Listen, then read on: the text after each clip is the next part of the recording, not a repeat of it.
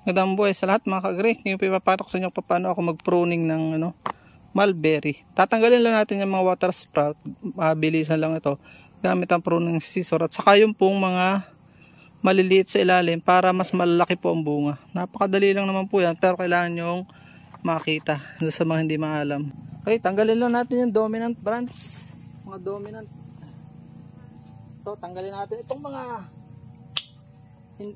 water sprout po ang tawag dito. Parang may tubig, okay na nyo. Water sprout. Tapos ito mga maliliit.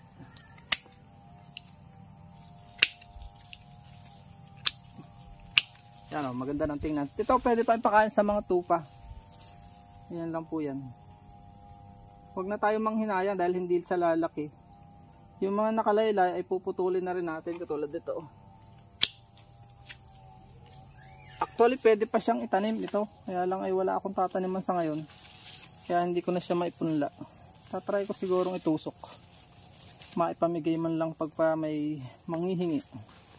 Maliligaw din sa aming bahay. Pag ulan naman pwede ko siyang ipunla.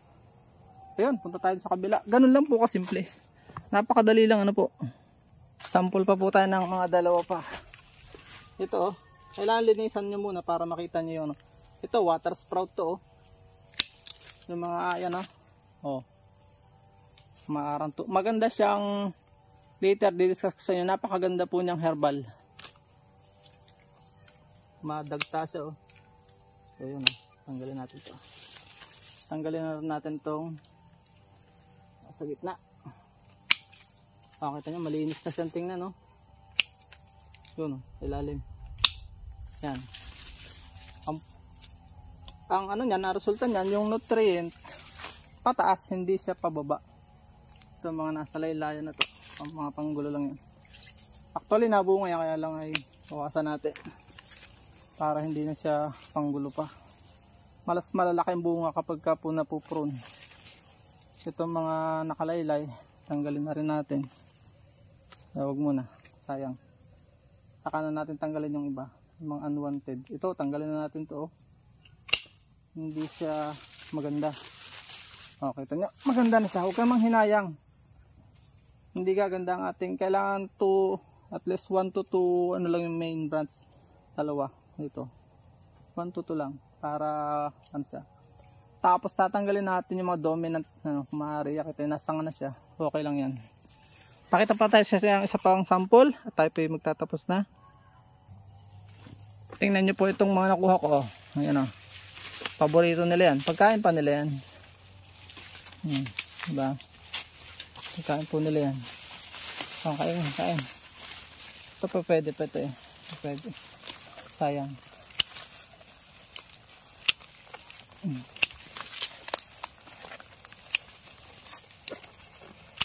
Paborito po nila. Masustansya po yan sa tupa. Ito tutusok ko pa. At ito ay pwedeng pananim. Last na to. Pakita ko sa inyo itong isang maamos na to. Tanggalin natin ito mababa. Ito pwede pa itanim ito. Pwedeng kuhanan ng pananim. Tanggalin natin itong mga maliliit. Yan diba? Ang linis. Ito. Yan yung mga nasa gitna na pangit. Naman lagi nalang tanggal ang pangit huwag naman ganun. Yan, mga dumi. Yan, tanggalin natin itong mga nakababa, nakalaylay. Tanggal siya. Pagka mga pangit pakain, hayaan nyo na lang siya maging abono sa puno.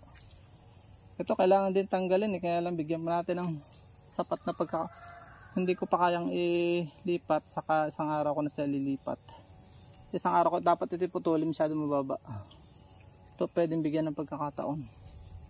Yun lang po. Maraming salamat. Naway may natutunan kayo. Bye bye and God bless. Ito na po mga kagre itsura pag napuno. Kaya maganda pinupuno. Nakalawit na naman Ito nyo ay babawasan na naman ulit yan Kagagamas ko lang kanina. Ang ganda tingnan lawit. Naglawit ang bunga niyan pagka bumubunga. So yun ang puno yan Yan. Ang ganda oh. Kaya kailangan ipurun. Kaya tingnan nyo ito. Walang dominant branch yan oh. Ang ganda oh. Yun, may bulaklak na naman oh. Dalawa. May buko agad dyan oh. Yun oh. Hindi mawawala ng bunga kapag pinupurun po natin at inaabunuhan. Yun oh. Hanap tayo ng bunga dito. May bunga dito kung nakita kanina. Ayan oh. Dalawa. Oo ha. Yan ang dahilan. Kailangan mo ipurun. Ang ganda oh. Wow. Diba? So ganyan lang po yan. Meron pa dito. Hanap pa tayo dito. Ano? Isa pa parang golden kohol oh. Parang itlog ng golden kohol. Meron pa yan dito nakalawit. Sa ano? Dito sa side. Hindi ko na makita. Ay ari pala. Hawak ko na. Yan oh. Yan lang po. At pinakita ko lang sa inyo. Naway may natutunan po kayo sa ating video. May tatanggalin na naman ako dito sa ilalim mo. Yan yung mga maliliit na hindi bubungahan yan. Maliliit ang bunga pang dito tanggalin na. Mga nakalawit na lang nakalaylay. Yo, yun lang po ang sekreto ng pagpuprune. Maraming salamat. Bye bye and God bless. Please support all Filipino vloggers. Pakita natin sa mundo. Nagkakaisang lahing Pilipino. May buhok pa din oh. Silangan kanluran. Oh, ay may bunga. Ang gandang tingnan. Nagsisimula pa lang po yan. Pero isang taon may git. At dire-diretso na po yan.